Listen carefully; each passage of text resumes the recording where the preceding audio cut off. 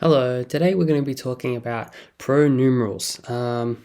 And specifically, we're going to be looking at what are like terms for pronumerals. And then we're also going to be covering some general ideas on power rules or power laws. These are helpful for when you're getting into algebra.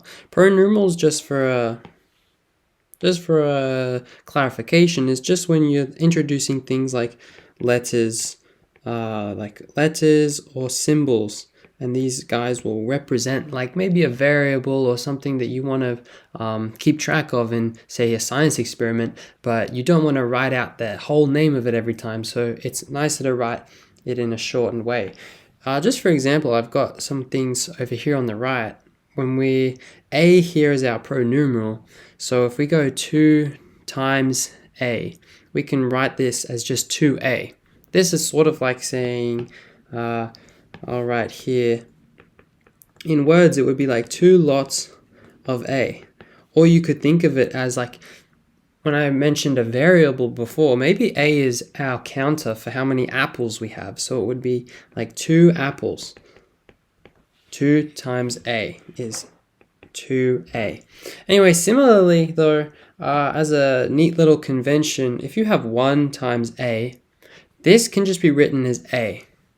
Essentially, 1 is not always necessary to write because it's just assumed that there's a 1 there in front. And just for a large number, it works for any number, but 500 times B is 500B. That's that's just showing to say that it can work for anything basically. Now that we know that, let's look at what are like terms. So I've written an example here. A plus B plus 2A plus C equals. So here we need to consider what is a like term. A like term, I'll write here, like term,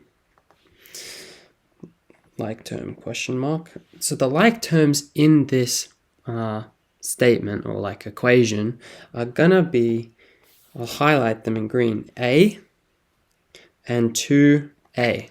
Remember, 2A is 2 times A, but these guys are still like terms. You see, what we are looking for similarity is the letter to be the same. A and 2A have the same pronumeral there, so if I was to add them together, this is where remember that there is a 1 in front of A if it is not written. That's kind of confusing, but I'm just going to highlight it again. Up here, 1 times A equals A. So here, there is a 1 in front of the A, and then A plus 2A, we can write this as 3A. The rest of them, B and C, these are also being added, but these are not like terms with anything else, so we just keep them separately. So essentially, we're looking for things that share the same pronumerals. The number at the front is okay. That's the part that we're going to actually add. For instance, 3A plus 5A is equal to 8A. As I said, the number at the front, if it's different, that's okay, because we're going to add that to get 8. 3 plus 5 is 8. We're making sure that the letters shared are the same. So A is consistent in all our terms there. Whereas if I was to go 3A plus 5A plus 6AB, these are not like terms explicitly. So what I mean is, that's cool, 3, 5, 6, we got numbers, but here we've got A, 3A, and 5A. That's good. Here on the right though, 6AB, there's a B there. This means that it's not explicitly a like term. So what can I do? I'm going to add the 3A and the 5A, like we did before, it's 8A, and then we're going to do 6AB. I cannot add these two guys directly together. It does not equal, so this would not be the right answer to it, 14A and then b or does not equal 14b, or what it is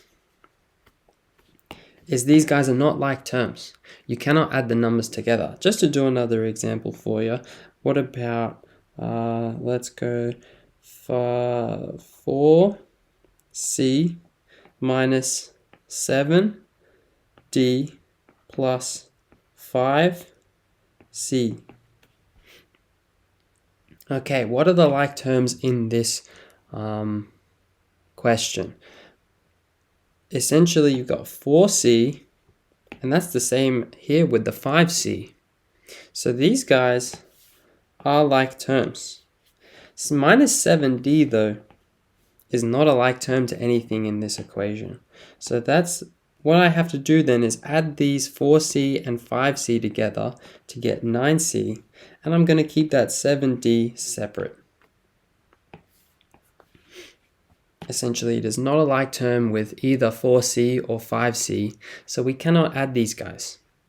Okay, so that's the general idea with like terms. You want to look for things that share the same pronumerals explicitly. Further on, once you get into factorizing, you could take this second line and you could simplify or factorize it, to be, you look for the highest common factors. This might be besides what you're learning at the moment, but you could simplify it to the highest common factors, which would be 2a, and then you would go 4 plus 3b. But essentially,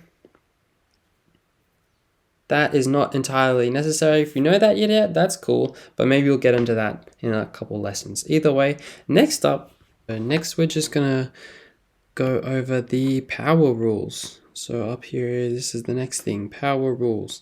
We just did like terms, so cool, let's go over the power rules. I've written out a couple things and numbered them, so you've got 1, 2, 3, and then 4, 5 here.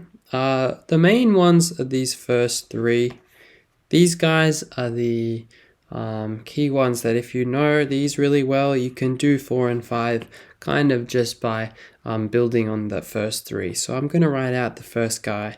So this is, and just to make sure that you know what I'm saying, when we say x to the power of a, this is like here, I've written here, x is our base and our power is a.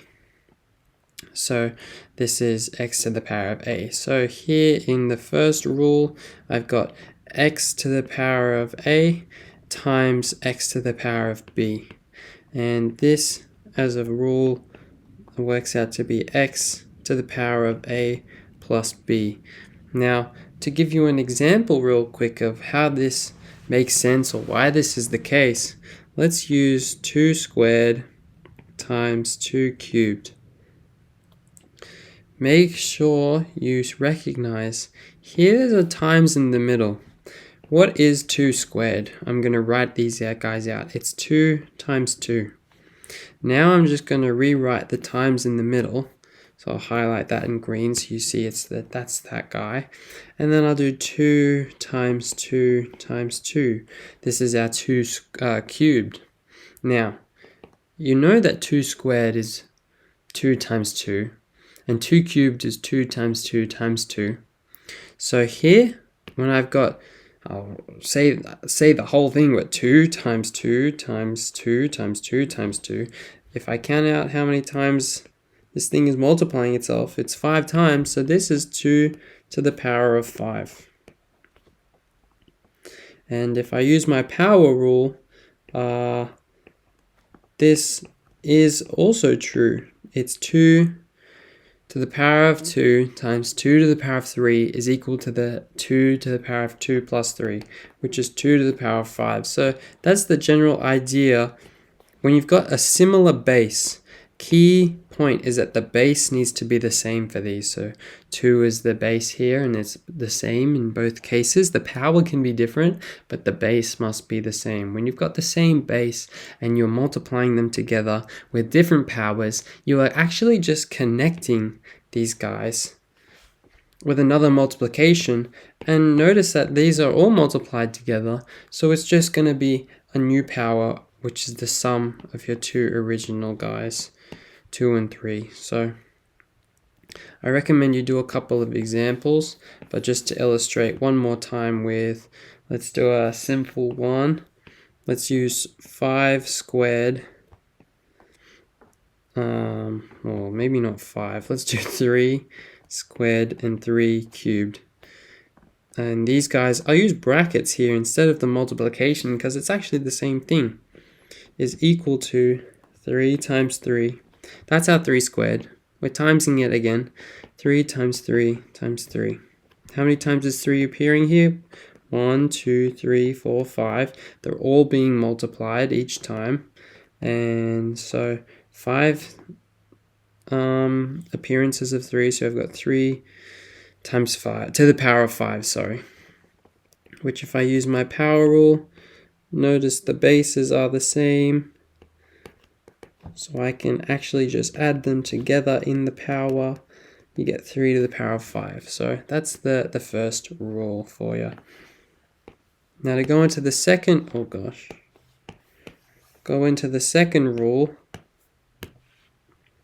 This one works out, it reads x to the power of a divided by x to the power of b, works out to be x to the power of a minus b. Now to give you an example, I'm going to do 2 squared and 2 cubed. So 2 squared divided by 2 cubed. If I use my first rule, you know that 2 cubed is 2 to the power, I'll just rewrite it here. 2 cubed is equal to 2 to the power of 2 plus 1, yeah? And then I can rewrite this going back to the first rule. Notice these guys are multiplied, so I'll write multiplication just to be clear. Now, if I was to put this in the denominator here of my fraction, I get 2 squared times 2 to the power of 1. And now if I know my fraction multiplication, I could do something like this. Notice that 2 squared over 2 squared at the front, this will cancel out, and I'm left over with 1 over 2 to the power of 1. Don't really need to write that power if it's 1, so I'll just let it be 1 over 2. Now if I use my power rule to do the same thing, 2 squared over 2 cubed is equal to 2 to the power of 2 minus 3, minus 3, which is equal to 2 to the power of negative 1. Maybe you have seen this, maybe you haven't. But when you have a negative power, it makes it flip it into the denominator with the positive power. So this is equal to 1 over 2 to the power of 1. Same thing, don't really need to write the 1 there, so it's just 1 over 2. And you can see that these guys are the same. So that's our second rule. Now, I'm not going to spend too much time on the last two, so I'll just make sure I get the next one pretty well done. X to the power of a, all raised to the power of b. This works out to be x to the power of a times b. Let's do another example with our 2's. 2 squared all cubed. What am I going to do now? Let's write it out. It's going to be 2 squared is 2 times 2, yeah? And I'm cubing it. So I'm going to then multiply it again. Expand that cube by doing it each time. Multiply it by that term 3 times. Then I can take away these brackets because everything is just being multiplied. Now if I count how many times 2 is multiplying itself, 1, 2, 3, 4, 5, 6. That means it's 2 to the power of 6, which if I use my rule, actually, will it make sense? 2 times 3 is equal to 2 all to the power of 6, which is the same. So that's our third rule. Essentially what's happening is, because we can expand this 2 squared into 2 times 2, and then we're going to do whatever expansion is needed by the power. So this time it was 3 lots of this guy, and they're all being multiplied, it's just connecting it all with a multiplication, and it's like having 3 groups of this 2 by 2. And when we count how many times it appears, 1, 2, 3, 4, 5, 6, it is the same as a multiplication appearing in the power, like we have here. Sweet, so that's the third rule. I recommend doing a couple of examples, doing a couple of expansions, seeing if it works out. Now 4 and 5. This guy, I'll rewrite in red, is this a, because these guys are multiplied together, we can just distribute the a into the power each time. So it's x to the power of a times y to the power of a. If I was to use an example, I'll use xy squared is equal to xy. I'm going to write times with the cross and not the curly x. So times xy. Now recognize that these guys all have power 1. And x power 1, y to the power of 1. Now I can rearrange this to look like this. And if I use my first rule, it's just an extension of it, where I have the similar bases, and I'll highlight that similar base of x, similar base in y. All I need to do is apply the first rule, and you get x to the power of 1 plus 1, which is x squared, y to the power of 1 plus 1, which is y squared. And then essentially it is identical to if I was to just distribute the 2 in each place. Cool, so that's the fourth one. Lastly, this one becomes a lot easier to understand once you have done some fraction multiplication, so I recommend looking at that if you haven't seen it, but let's rewrite it. Let's write out the rules. So it's x to the power of a over y to the power of a. To give you an example, x divided by y, all squared, it's going to be x over y times x over y, which exact same thing as before. Same base, same base, same base, same base. Fraction multiplication, you do the top times the top times over the bottom times the bottom, so it would be x. And I'll write it next to each other, times x, y times y. These guys have powers of 1. Apply the first rule, it's x1 plus 1 over y1 plus 1, which is x squared over y squared. So essentially, it is the same as if I was to use my power rule, where we just apply the first rule and it works out. Alright, so that's been the power rules and some like terms. If you have any questions or corrections, let me know, and thank you. Bye.